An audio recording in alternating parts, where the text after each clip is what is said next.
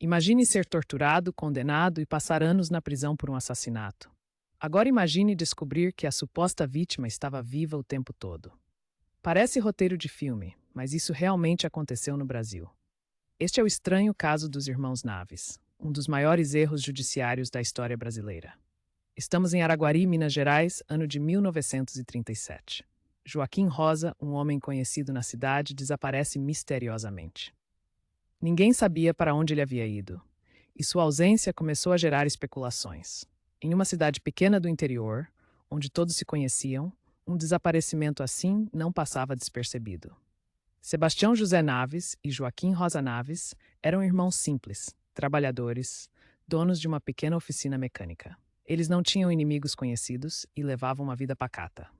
Mas o destino tinha outros planos para eles. Por razões que até hoje intrigam historiadores, a polícia começou a investigá-los como principais suspeitos do desaparecimento de Joaquim Rosa. O delegado Hélio da Costa estava determinado a resolver o caso. Sem provas concretas, sem corpo, sem testemunhas confiáveis, ele decidiu seguir um caminho terrível: a tortura. Os irmãos Naves foram presos em outubro de 1937 e submetidos a sessões brutais de tortura. Pau de arara, choques elétricos, espancamentos. Durante dias, os dois homens inocentes foram quebrados física e psicologicamente. Sob tortura insuportável, os irmãos confessaram um crime que nunca cometeram. Disseram que haviam matado Joaquim Rosa e jogado seu corpo no rio. A confissão, arrancada através da dor e do desespero, foi considerada prova suficiente. Não importava que não houvesse corpo, não importava que não houvesse evidências físicas. A palavra extraída pela tortura bastou para a justiça da época. Em 1938, Sebastião e Joaquim foram julgados e condenados. Sebastião pegou 25 anos de prisão. Joaquim, o mais velho, pegou 16 anos. 2 vidas destruídas. 2 famílias despedaçadas. E tudo por um assassinato que nunca aconteceu. Se você está chocado com essa história, deixa aquele like no vídeo e se inscreve no canal para mais casos misteriosos e perturbadores da história brasileira. Ativa o sininho, porque essa história ainda vai ficar mais absurda. Os anos se passaram lentamente para os irmãos Naves atrás das grades. Sebastião, o mais novo, não aguentou o peso da injustiça. Ele morreu na prisão em 1943, apenas 6 anos após sua condenação. Morreu sem nunca recuperar sua liberdade, sem nunca limpar seu nome. Joaquim continuou cumprindo pena, carregando não apenas sua própria dor, mas também a culpa pela morte do irmão. Então, em 1943, algo extraordinário aconteceu. Joaquim Rosa, o homem supostamente assassinado, apareceu vivo. Ele estava em Goiás, vivendo sua vida normalmente, completamente alheio à tragédia que sua ausência havia causado. Ele não havia sido assassinado. Não havia sido jogado em rio algum. Simplesmente tinha ido embora da cidade sem avisar ninguém. Quando a notícia se espalhou, foi um escândalo nacional. 2 homens haviam sido condenados por matar alguém que estava vivo. Um deles já havia morrido na prisão por um crime inexistente. A opinião pública ficou revoltada.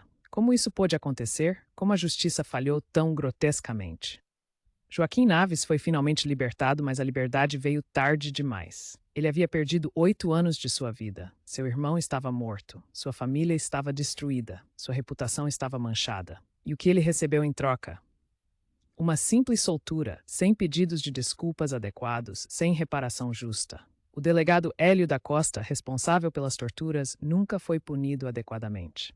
A justiça, que foi tão rápida em condenar inocentes, mostrou-se lenta e fraca em punir os verdadeiros culpados. Este caso expôs as entranhas podres de um sistema judiciário que aceitava torturas como método de investigação. O caso dos irmãos Naves tornou-se símbolo do erro judiciário no Brasil. Foi estudado em faculdades de direito. Inspirou livros, filmes e debates sobre reformas no sistema de justiça criminal. Em 1980, mais de 40 anos depois da tragédia, a família Naves finalmente recebeu uma indenização do estado de Minas Gerais. Mas dinheiro algum poderia trazer Sebastião de volta ou devolver os anos roubados de Joaquim. Esta história nos lembra que a justiça sem humanidade é apenas vingança institucionalizada. Nos mostra os perigos da pressa em condenar, da tortura como ferramenta e da arrogância que não admite erros. Quantos outros inocentes foram condenados ao longo da história? quantos Sebastiões morreram em prisões por crimes que não cometeram? O estranho caso dos irmãos Naves não é apenas uma história de injustiça. É um alerta permanente sobre a fragilidade dos nossos sistemas de justiça e a importância de defendermos os direitos humanos básicos, mesmo quando investigamos crimes.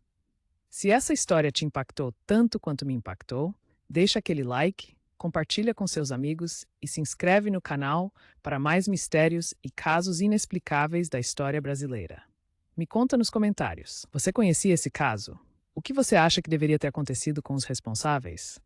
Até o próximo mistério.